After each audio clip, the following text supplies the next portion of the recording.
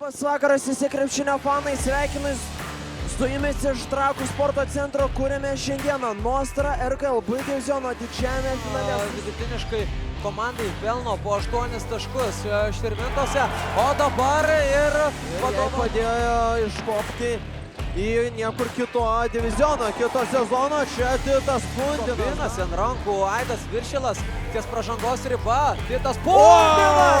Oi! Keitė Saurus prieš Išaras iš toli.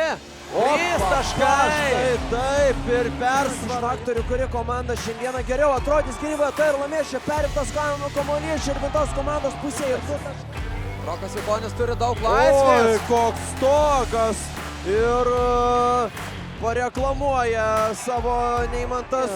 Energijos neprideda savo lyderiams. Čia be pražangos sugebė atsistabdyti komandos draugus atakai. Prašė užtvaros Sauruškevičiaus. Titas Pundinas Sauruškevičiui. 3 taškai. Rezultatyvius metus paeiliui. Arvydas Toliušis Neimantui gražiai užsibaigė iš kitos krepšio. Su kamuoliu rankose. Toliušis iš toli net nepakelia rankos Jukonis ir už tai susimoka. Antrą. Augustauskas turi galimybę mesti iš toli. 3 taškai. Ir Gargždai pradeda. Pastebimas yra Rokas Jukonis.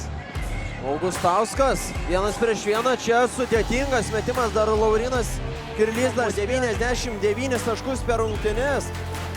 Tuo tarpu atkrintamosiose po 103, o taip, Titas Pundinas iš Širvintos. Tautvydas Kazimieras Vyšniauskas žaidžia pick and rollą su Išaru, atakuoja pats iš vidutinio nuotolio labai gražiai. Rudžio. Rudys. 2-6 iš vidutinio nuotolio 2 taškai. Galutinai nužudys visas viltis. Čia ne pats tikrai lengviausias metimas, bet 2 taškus ir nėra daug, bet dar jie yra įmanomi. Ugnius Mineikis, koks gražus backdoor, 30 taškų.